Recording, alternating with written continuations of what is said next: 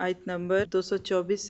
وَلَا تَجْعَلُوا اللَّهَ عُرْضَةً لِأَيْمَانِكُمْ أَن تَبَرُّوا وَتَتَّقُوا وَتُصْلِحُوا بَيْنَ النَّاسِ وَاللَّهُ سَمِيعٌ عَلِيمٌ۔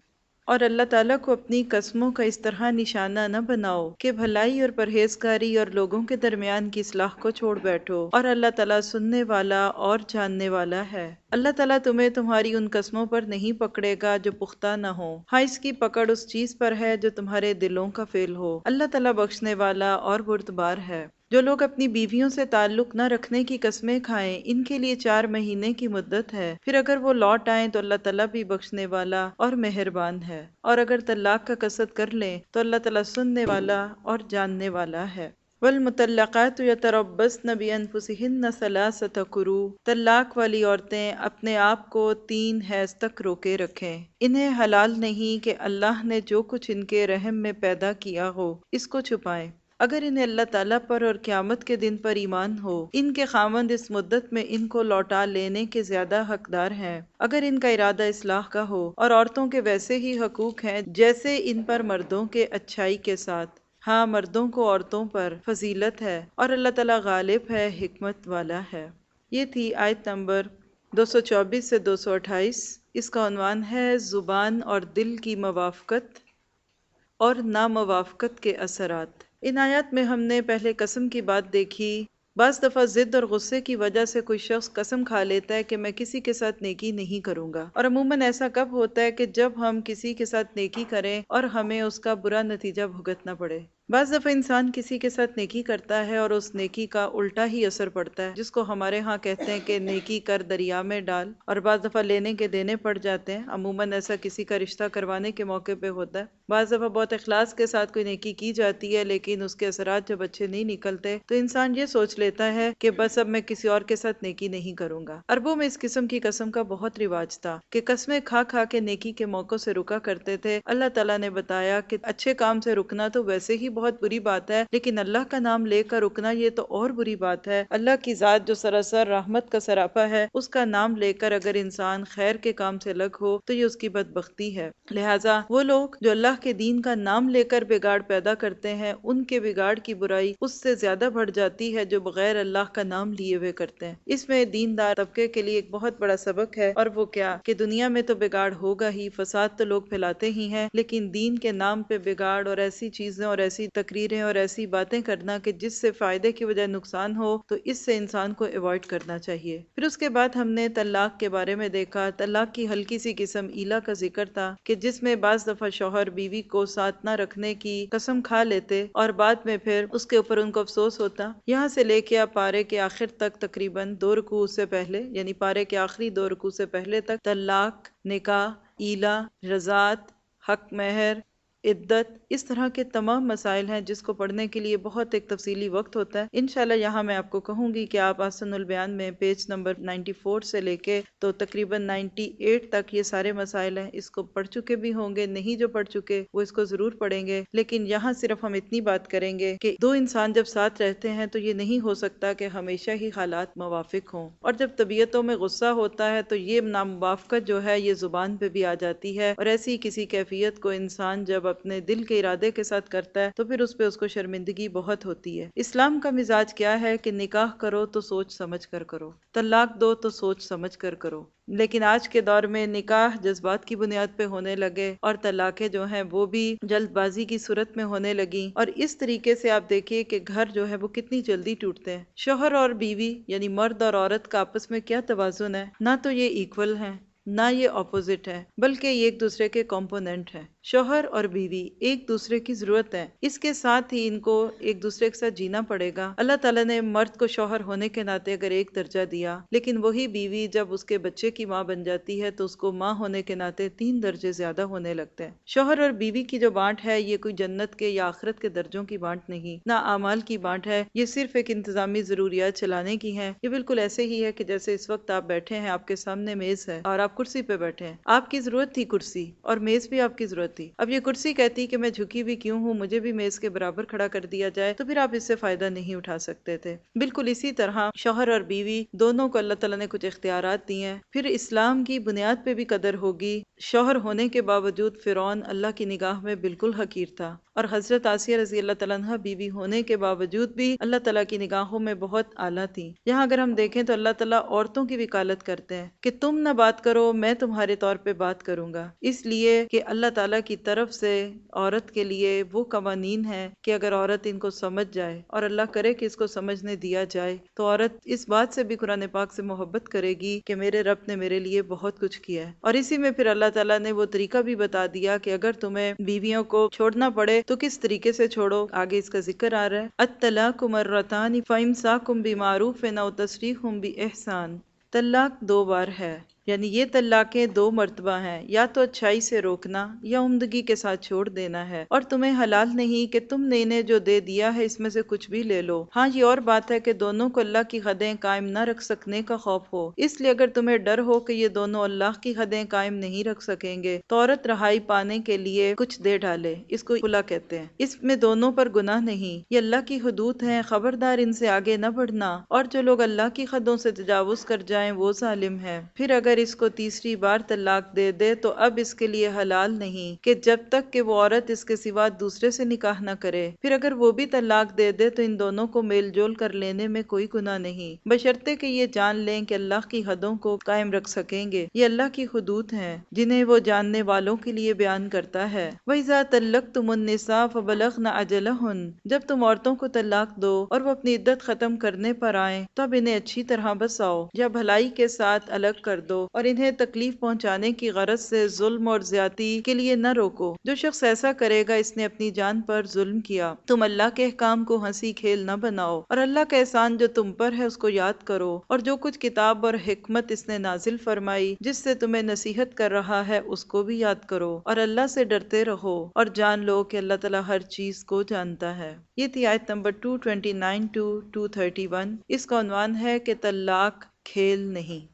اللہ تعالیٰ تعلق توڑنے کے بھی کچھ ضابطے دیتا ہے اور تعلق قائم کرنے کے بھی ضابطے دیتا ہے۔ جب اچھے دن ہوتے ہیں تو لوگ بہت اچھی یادیں رکھتے ہیں، بعض دفعہ جذبات میں آ کے اپنی پوری پوری دولت بیویوں کے نام کر دیتے ہیں، لیکن جب کسی وجہ سے بگاڑ پیدا ہو جائے اور اس کو طلاق دینی پڑے تو اگلی پچھلی ساری کسریں نکال دی جاتی ہیں اور اس کو اس طرح سے ذلیل اور رسوا کر دیا جاتا ہے کہ شاید اب وہ دوبارہ کسی اور جگہ نکاح کرنے کے قابل بھی نہ رہے۔ اسلام اس سے روکتا ہے۔ امساکم بمعروف اور تسریحم باحسان۔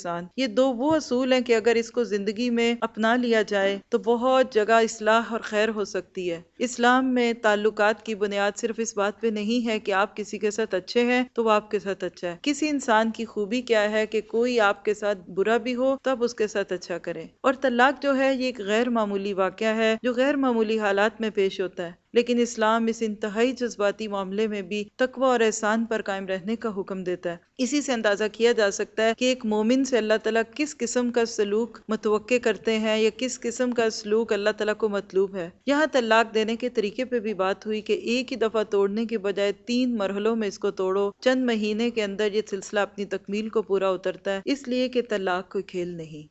آپ مرغی کو بھی ذبح کرتے ہیں تو اسلام اس کے لیے بھی کہتا ہے کہ اس کو ایک جھٹکے سے کاٹ کے نہ پھینک دو، پہلے ہلکی سی رگ کاٹ کے اس کے جسم کا خون نکال دو، تھوڑی سی تڑپے گی، گندا خون نکل جائے گا، پھر اس کے بعد دوبارہ اس کی گردن کاٹ دو تاکہ کچھ اس کی درد کم ہو جائے۔ تو کیا وہ اسلام ایک عورت کو جو آج گھر کی مالکہ ہے، گھر کی سوئی سلائی سے لے کے بڑی بڑی چیزوں کی وہ مالک، گھر کی چابیاں اس کے ہاتھ میں، تجوریوں کی چابیاں اس کے پاس، بینک بیلنس اس کے نام، چیک بک ہے اس کے اوپر اس کے سائن ہو، کریڈٹ کارڈز اس کے پاس شوہر کے ہیں، اور کیا بات ہوئی کہ کھانے میں نمک تیز ہونے پہ شوہر صاحب کو غصہ آیا اور طلاق طلاق طلاق کا ایک کرتب دکھا دیا اور اس عورت سے کہا کہ اب اس گھر سے نکل جاؤ کیونکہ اب تم میرے لیے غیر محرم ہو گئی ہو۔ اور آدھی رات کے وقت ایسی کتنی ہی عورتیں گھروں کے باہر کھڑی کر دی جاتی ہیں، اور یہ کوئی دنیا داروں کی طرف سے نہیں، دینداروں کی طرف سے ہوتے ہیں جن کو اس بات کا تو بہت پاس ہے کہ ایک عورت کسی غیر محرم کے ساتھ گھر میں اکیلی نہیں رہ سکتی، لیکن ان کو یہ نہیں پتا کہ ایک عورت کے جذبات ہیں۔ اللہ تعالیٰ نے ہمیں صرف قوانین نہیں دیے، ہم جذبات کا مرکب، ہم میں سے ہر ایک اپنے آپ کو دیکھ سکتا ہے کہ ہم دن میں کتنی دفعہ روتے اور کتنی دفعہ ہنستے ہیں، کتنی دفعہ مسکراتے ہیں، کیا ہے یہ ہمارے جذبات ہیں۔ تو کیا طلاق ہوتے ہی عورت ایک بالکل بے جان مردہ بن جائے گی؟ اور ایسی عورت کیا پھر اس کو آپ اس طرح چھوڑ دیں گے اور پھر اس کے بعد جو مسائل پیدا ہوں گے اس کی وجہ سے پھر ایک اور قسم کی چیز نکل گئی کہ جس کو کہا کہ اب اس کا حلالہ کروایا جائے۔ اسلام ایسی تمام چیزوں کے اندر انسان کو پرسکون رہنے کا درس دیتا ہے۔ ٹھیک ہے، کرو، غور کرو، 3 ماہ کی عدت جو ہے یہ آلموسٹ تقریباً 3 ماہ ہوتے ہیں، جو 3 پیریڈ وہ سوچنے سمجھنے کا وقت ہوتا ہے۔ بیوی اس کے گھر میں رہے گی، وہ اس کی اور خاطر کرنے کی کوشش کرے گی، کوئی شخص اس کو مطلقہ نہیں کہہ سکتا، کوئی شخص اس کو نکاح کا پیغام نہیں دے سکتا۔ اس دوران اگر شوہر کا انتقال ہو جاتا ہے تو وہ بیوی اپنے شوہر کی جائیداد کی وارث ہوگی۔ اس کے بعد جب تیسرا مہینہ پورا ہوگا، جب تیسری طلاق ہوگی، اس وقت تک شوہر بھی سوچ چکا ہوگا اور بیوی کو بھی سمجھ آ چکی ہوگی۔ جس فریق کی غلطی ہوگی وہ فوراً سمجھ جائے گا کہ واقعی میرا اب گزارا نہیں ہے، میری طبیعت میں نشوز تھا، وہ اس کو ٹھیک کرے گی۔ مرد سوچے گا میری طبیعت میں غصہ تھا، وہ اپنے آپ کو ذرا دھیما کرے گا، اور اس طرح وہ ٹوٹا ہوا گھر پھر جڑ سکتا ہے۔ زندگی کے معاملات میں انسان کو اشتعال کی بجائے افہام و تفہیم کے ساتھ سمجھنا چاہیے، اور اسلام کے جو قوانین ہیں ان کی روح کو سمجھتے ہوئے اگر دین لوگوں کو دیں گے تو آج وہ گھر جو لاکھوں کی تعداد میں ہمارے فتووں کی بنیاد پہ ٹوٹ چکے ہیں وہ دوبارہ جڑ سکتے تھے۔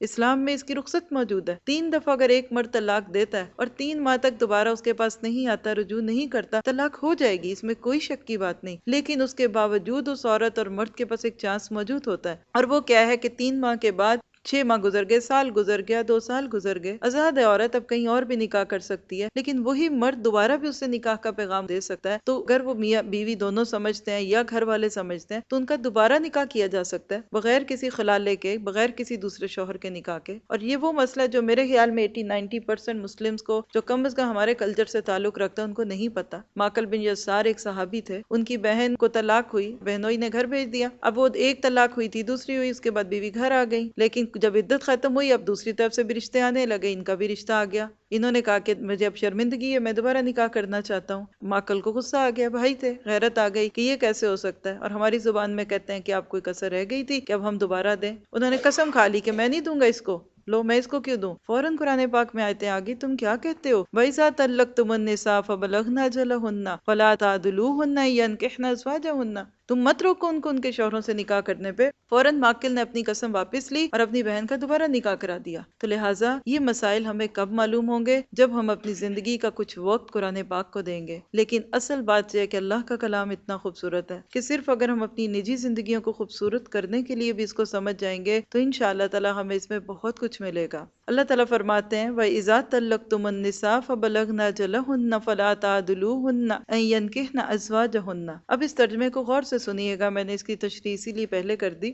اور جب تم اپنی عورتوں کو طلاق دو اور وہ اپنی عدت پوری کر لیں تو انہیں ان کے خاوندوں سے نکاح کرنے سے نہ روکو جبکہ وہ آپس میں دستور کے مطابق رضامند ہوں۔ یہ نصیحت انہیں کی جاتی ہے جنہیں تم میں سے اللہ پر اور قیامت کے دن پر ایمان اور یقین ہو، اس میں تمہاری بہترین صفائی اور پاکیزگی ہے، اللہ تعالیٰ خوب جانتے ہیں اور تم نہیں جانتے۔ والوالدات یرضعن اولادہن حولین کاملین، مائیں اپنی اولاد کو 2 سال کامل دودھ پلائیں، جن کا ارادہ دودھ پلانے کی مدت بالکل پوری کرنے کا ہو، اور جن کے بچے ہیں ان کے ذمہ ان کا روٹی کپڑا ہے جو مطابق دستور کے ہو۔ ہر شخص اتنی ہی تکلیف دیا جاتا ہے جتنی اس کی طاقت ہو۔ ماں کو اس کے بچے کی وجہ سے اور باپ کو اس کی اولاد کی وجہ سے کوئی ضرر نہ پہنچایا جائے۔ وارث پر بھی اس جیسی ذمہ داری ہے، پھر دونوں یعنی ماں باپ اپنی باہمی رضامندی اور مشورے سے دودھ چھڑانا چاہیں تو دونوں پر کچھ گناہ نہیں، اور اگر تمہارا ارادہ اپنی اولاد کو دودھ پلوانے کا ہو تو تم پر بھی کوئی گناہ نہیں، جبکہ تم ان کو دستور کے مطابق جو دینا ہو وہ ان کے حوالے کر دو۔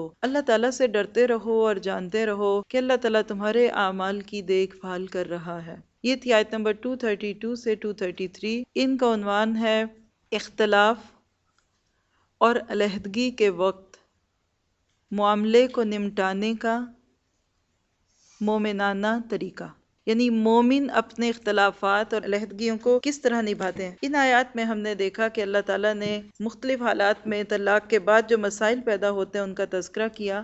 بعض دفعہ کچھ ایسے معاملات پیش ہو جائیں کہ جس کی بنیاد پہ شوہر اور بیوی ایک دوسرے سے جدا کر بھی دیے گئے ہوں، تو اس میں خدا نخواستہ طلاق کی نوبت آئے تو بہترین طلاق کا طریقہ کیا ہے، میں 2-3 لفظوں میں بول دیتی ہوں، شاید کسی کو فائدہ ہو جائے، لیکن اس کی تفصیلات کے لیے پھر آپ کو رب کا پیغام میرے نام یا جو دوسری سیریز ہماری چل رہی ہیں اس کی ریکارڈنگ سننی پڑے گی، جس میں ہم نے اس موضوع کو بہت ڈیٹیل سے کیا تھا۔ دیکھیے طلاق کا طریقہ کیا ہے کہ اگر کوئی مرد طلاق دینا چاہتا ہے تو پہلے سوچے سمجھے گا۔ طلاق ایک سوچا سمجھا کام ہے۔ آپ یہ سمجھ لیں کہ طلاق ایک ایمرجنسی ڈور ہے، اور ایمرجنسی ڈور ہر وقت نہیں کھلا رکھا جاتا، وہ خاص حالات میں ہوتا ہے۔ پہلے سے سب مرحلے ہو چکے ہوں گے جن کا تذکرہ سورۃ نساء میں انشاءاللہ آئے گا 5ویں پارے میں۔ اس کے بعد جب سوچ سمجھ لیا پھر وہ مرد بیوی کے ساتھ صحبت نہیں کرے گا۔ پیریڈ سے جب بیوی پاک ہوگی اس کے بعد پاکی کی حالت میں اس کو ایک دفعہ کہے گا طلاق ہے، اور بس خاموش رہے، پھر وہ 1 مہینہ گزرے گا، دوسرا مہینہ گزرے گا، مرد خاموش رہے، 3 ماہ گزر جائیں گے، بیوی اس کے لیے حرام ہو جائے گی۔ 3 ماہ کے بعد وہ بیوی اسے جدا کر دی جائے گی، وہ اپنے گھر میں چلی جائے گی۔ اب اس صورت میں کیا ہوتا ہے کہ جب طلاق کے بعد 3 ماہ کے اندر اندر شوہر کے پاس اختیار موجود تھا، کسی وقت چاہے رجوع کرنا چاہے رجوع کر سکتا تھا، لیکن اب جب 3 ماہ گزر گئے، اب گول جو ہے وہ بیوی کی گیند میں آ گئی، اب وہ اپنے میکے میں جائے گی، اب اس کو دوسرے گھروں سے پیغام آ سکتے ہیں۔ اب اس مرد کو بھی احساس ہوتا ہے کہ نہیں، ایون میں نے اتنا سوچ سمجھ کے طلاق دی، پھر بھی مجھے لگتا ہے کہ مجھے اب اسی سے کرنی چاہیے شادی، یا یہی بہتر تھی، وہ دوبارہ نکاح بھیج سکتا ہے،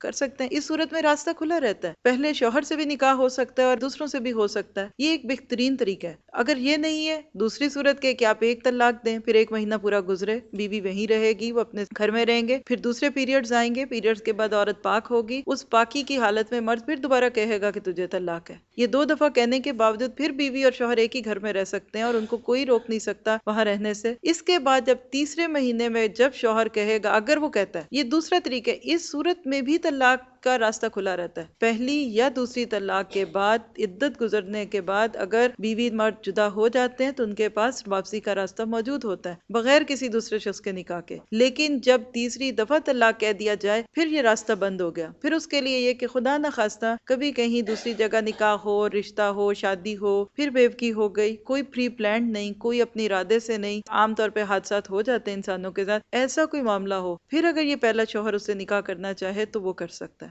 اسلام نے طلاق کو ایسے تو نہیں دیا۔ میں سوچ رہی ہوں کہ ہم اس دفعہ قرآن پاک کو اللہ تعالیٰ کی سائنس، اس کی نشانیوں کی روشنی میں کر رہے ہیں۔ یہ طلاق اور عدت یہ کیا ہے؟ کیا یہ نکاح اور طلاق اللہ کی نشانیاں نہیں ہیں؟ کون تھا جو کائنات کو اتنے خوبصورت اصول دیتا؟ ہمیں تو سمجھ نہیں آتے، ہم تو ان مسئلوں میں الجھ جاتے ہیں۔ ہم کہاں ان مسئلوں کو جانے اور کہاں وہ ذات جس نے یہ دیے، اور اتنے بیلنس، اتنے خوبصورت، نہ کسی پہ ظلم، نہ کسی پہ زیادتی۔ ہمارا حال کیا، چٹ منگنی پٹ بیاہ، اور چٹ طلاق اور چٹ خلالہ، اور نہ جانے پھر بعد میں کیا کچھ۔ تو اللہ تعالیٰ سے دعا کرنے چاہیے کہ اللہ تعالیٰ ہمیں ان جذباتی لمحوں میں بھی بہت غیر جذباتی طور پر معاملات کو سلجھانے کی توفیق عطا فرمائے، اور کبھی اگر علیحدگی آنے کی ضرورت پڑے، توبہ حضرت ہو، تو بڑے اچھے طریقے سے کیا جائے، یہ نہیں کہ آپ اس کو پکڑ کے روک دیں۔ پھر بعض دفعہ کیا ہوتا ہے کہ طلاق کی صورت میں بچہ بھی ہوتا ہے، اب کیا کیا جائے؟ اس بچے کو ماں پالے گی تو اس کا دودھ اور اس کا کھانا پینا ماں اور بچے کا باپ دے گا۔ اللہ تعالیٰ نے کتنا خوبصورت اصول رکھا۔ آج ایک وہ کلچر ہے کہ جہاں سنگل پیرنٹنگ کا رواج ہے، پہلے ماں اپنے بچوں کو پالتی ہے، پھر بچی کے بچوں کو پالتی ہے، اور ایک عورتوں کی فوج لگی ہوئی ہے، اور کئی نسلوں تک ان کی زندگی میں کوئی مرد نہیں، کیونکہ وہ تو بھمروں کی طرح آئے اور رس چوس کے چلے گئے، نہ کوئی ذمہ داری، نہ کوئی ان کے اوپر لائبلٹی، اور ماں اپنے بچوں کے ساتھ دوسروں کا پالتی رہتی ہے۔ اسلام نے یہ نہیں کہا طلاق ہو گئی ہے، ٹھیک ہے، جاؤ،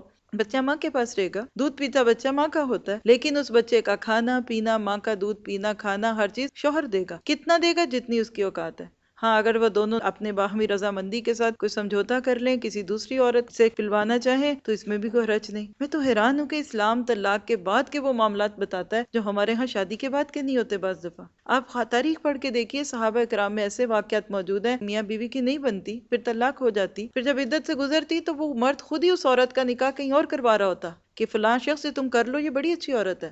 دیکھیے، کوئی ضروری تو نہیں کہ جو آپ سے اچھا نہیں وہ اچھا ہی نہیں ہے۔ ہمارے ہاں کسی کی اچھائی کو ناپنے کا کیا معیار ہے؟ ہاں، وہ میرے ساتھ بہت اچھا ہے اس لیے وہ بہت اچھا ہے۔ بالکل غلط طریقہ ہے۔ لوگوں کو اس کے کردار، اس کی اچھائی سے پہچانیے۔ بعض دفعہ 2 اچھی چیزیں بھی ایک ساتھ نہیں ملتی، آپ 2 اچھی چیزوں کو ایک ساتھ رکھتے ہیں، وہ ریپیل کرتی ہیں۔ دل بڑے ہونے چاہیے۔ انسان کے اخلاق کا، اس کے کردار کا پتہ ہی تب چلتا ہے جب اس پہ کوئی مشکل آئے۔ اس وقت ہم خاندانوں کو توڑنے پہ مجبور ہوتے ہیں، سگے بھائی بہن کئی سال تک نہیں ملتے، رشتے توڑ کے بیٹھ جاتے ہیں، اور کیا کہتے ہیں کہ یہاں چونکہ ٹوٹ گیا تھا، اب ساری زندگی ان کو شکل نہیں دکھانی۔ یہ غیر اسلامی طریقہ ہے۔ اسلام کیا چاہتا ہے؟ جب چھوڑو تو پیار سے چھوڑو۔ ایک تم نے دیا تھا تحفہ شادی کی رات، اب ایک تحفہ تب دو جب تم ان کو واپس چھوڑ رہے ہو۔ حضرت حسن بن علی، انہوں نے ایک عورت سے نکاح ہوا، نہیں بنی، طلاق دے دی، 3 طلاقیں ہو چکی تھی، ان کو 10,000 درہم کا تحفہ بھیجا، یعنی اس کو متع طلاق کہتے ہیں۔ کچھ تو کمپنسیشن کرو اس کی، کچھ تو اس کے زخم بھریں، کچھ اس کے بعد ضرورت کی چیزیں ہو جائیں گی۔ اس عورت نے جب وہ دیکھا تو کہنے لگی کہ متاع قلیل للحبیب المفارق، کہنے کی اتنی چھوٹی رقم ہے ایک اتنے اچھے دوست کے چھٹنے پہ، حالانکہ 10,000 بہت بڑے تھے۔ مراد کیا تھا کہ وہ عورت اس پیسے کو کوئی کیئر نہیں سمجھ رہی کہ میرا اتنا پیارا دوست چھٹ گیا، میرا اتنا اچھا شوہر تھا وہ چلا گیا، تو میں اس پیسے کو کیا کروں۔ جب ان کو پتا چلا کہ اس عورت نے وہ پیسے لے کے یہ کہا ہے تو رونے لگے، کہنے کہ اگر میں نے اس کو 3 طلاقیں نہ دی ہوتی تو میں رجوع کر لیتا۔ یعنی مجھے نہیں پتا تھا کہ عورت میرے لیے اتنی سینسٹیو ہوگی، تو لہٰذا ہمیں ان اصول و ضوابط کو بھی بدلنے کی ضرورت ہے۔ آج ہماری کتنی نمازیں ضائع ہو جاتی ہیں صرف اس وجہ سے کہ ہم ایسے مسئلے سلجھاتے ہیں، میٹنگز ہو رہی ہیں، ایک پارٹی آ رہی ہے، ایک جا رہی ہے، اسی لیے اللہ تعالیٰ اب ان باتوں کے اندر آگے آپ دیکھیں گے کہ نماز کا بھی تذکرہ آئے گا، تو ہم آگے دیکھیں گے والذین یتوفون منکم ویذرون ازواجا یتربصن بانفسہن اربعۃ اشہر، تم میں سے جو لوگ فوت ہو جائیں اور بیویاں چھوڑ جائیں وہ عورتیں اپنے آپ کو 4 مہینے 10 دن عدت میں رکھیں گی، پھر جب مدت ختم کر لیں تو جو اچھائی کے ساتھ وہ اپنے لیے کریں اس میں تم پر کوئی گناہ نہیں، اللہ تعالیٰ تمہارے ہر عمل سے خبردار ہے، تم پر کوئی گناہ نہیں کہ تم اشارتاً یا کنایتاً ان عورتوں سے نکاح کے بارے میں بات کرو یا دل میں پوشیدہ رکھو، اللہ تعالیٰ کو علم ہے کہ تم ضرور ان کو یاد کرو گے، لیکن ان سے پوشیدہ وعدے نہ کرو، ہاں یہ اور بات ہے کہ تم بھلی بات کرو، اور رکھتے نکاح جب تک عدت ختم نہ ہو جائے پختہ نہ کرو، جان رکھو کہ اللہ تعالیٰ کو تمہارے دلوں کی باتوں کا بھی علم ہے، تم اس سے خوف کھاتے رہا کرو اور یہ بھی جان رکھو کہ اللہ تعالیٰ بخشش اور حلم والا ہے۔ اگر تم عورتوں کو بغیر ہاتھ لگائے اور بغیر مہر مقرر کیے طلاق دے دو تو بھی تم پر کوئی گناہ نہیں، ہاں انہیں کچھ نہ کچھ فائدہ دو، خوشحال اپنے انداز سے اور تنگ دست اپنی طاقت کے مطابق، دستور کے مطابق اچھا فائدہ دے، بھلائی کرنے والوں پر یہ لازم ہے۔ اور اگر تم عورتوں کو اس سے پہلے طلاق دے دو کہ تم نے ان کو ہاتھ لگایا ہو اور تم نے ان کا مہر بھی مقرر کر دیا ہو تو مقررہ مہر کا آدھا مہر دے دو، یہ اور بات ہے کہ وہ خود معاف کر دیں یا وہ شخص معاف کر دے جس کے ہاتھ میں نکاح کی گرہ ہے، تمہارا معاف کر دینا تقوی سے بہت نزدیک ہے، آپس کی فضیلت اور بزرگی کو فراموش نہ کیا کرو، یقیناً اللہ تعالیٰ تمہارے اعمال کو دیکھ رہا ہے۔ یہ تھی آیت نمبر 234 سے 237، ان کا عنوان ہے وسعت ظرفی، دشمنی کے وقت بھی ہو نہ کہ صرف دوستی کے وقت۔ ان آیات میں ہم نے کچھ مزید باتیں دیکھیں اور وہ کیا ہیں عدت کے بارے میں۔ حقیقت یہ ہے کہ نکاح ہو یا طلاق ہو، عدت ہو یا بچے کو دودھ پلانا ہو، ہر صورت میں اسلام نے جو کوڈ ورڈز ہم کو دیے وہ تقوی اور احسان کے دیے۔ کسی کے ساتھ اس کی مجبوری سے فائدہ اٹھانا، اس کو بدنام کرنا، یہ اسلام کی خو نہیں ہے۔ عورت کے لیے جب اس کا شوہر اس کے پاس نہیں رہتا تو وہ دن بڑی مشکل کے دن ہوتے ہیں، اس مشکل سے نکالنے کے لیے اور اس کو ذہنی طور پہ تیار کرنے کے لیے اللہ تعالیٰ نے بیچ میں ایک ویٹنگ پیریڈ رکھا ہے جس کو عدت کہتے ہیں۔ طلاق کی صورت میں وہ مختلف حالات میں مختلف ہوتا ہے، اسی طرح بیوگی کی صورت میں وہ 4 ماہ 10 دن ہوتا ہے۔ اگر وہ عورت پریگننٹ ہے تو جو بچے کی ڈیلیوری ہے وہ اس کی عدت کو ختم کرنے کا ہوتا ہے۔ ایسے لگتا ہے مجھے ان آیتوں کو پڑھ کے کہ اللہ تعالیٰ عورت کو بہلا رہا ہے، اس کا دل نہ ٹوٹے، یہ شیشے کی طرح نازک ہے، اس کو کوئی چوٹ نہ پڑے، دیکھو اس کے حقوق پہ ہاتھ نہ ڈالنا، دیکھو یہ بڑی نازک ہے، یہ بڑے پیارے شیشے ہیں، ان کو نہ توڑو۔ لیکن وہ لوگ، وہ معاشرے کہ جہاں پہ مردوں کا کلچر غالب ہونے لگتا ہے، پھر وہ عورتوں کو پاؤں کی جوتی کہیں، کیا وہ اسلام لگتا ہے؟ کیا اس کو آپ اسلام کہیں گے؟ اللہ تعالیٰ کیا چاہتا ہے کہ مسلمان معاشرہ وہ ہے کہ لینے سے زیادہ دینے والا بن جائے، اس کو یہ نہ فکر ہو کہ مجھے کیا مل رہا ہے، اس کو یہ فکر ہے کہ میں کیا دے سکتا ہوں، اور ایسے ہی معاشروں میں پھر امن اور چین پیدا ہوتا ہے۔ اور اللہ کے نبی صلی اللہ علیہ وسلم کی تعلیمات ایسی ہی تھی کہ آپ نے اس طرح کے معاشرے پیدا کیے۔ لوگ آ کے پوچھا کرتے تھے اللہ کے نبی بتائیے ہماری بیویوں کا کیا حق ہے ہمارے ذمہ، کہیں ایسا نہ ہو کل قیامت کے دن ہمیں پوچھ لیں، یہ پکڑ لیں۔ آج حق لینے کا دور ہے، ہر ایک کہتا ہے میرے کیا حقوق ہیں، اور اس دور میں کہتا ہے کہ میرے فرائض کیا ہیں، مجھے بتاؤ دوسرے کا کیا حق ہے۔ یہی فرق ہوتا ہے اس دین کا جو لوگوں کے دلوں کو مسخر کر کے آئے یا لوگوں کے ذہنوں کو مسخر کر کے آئے،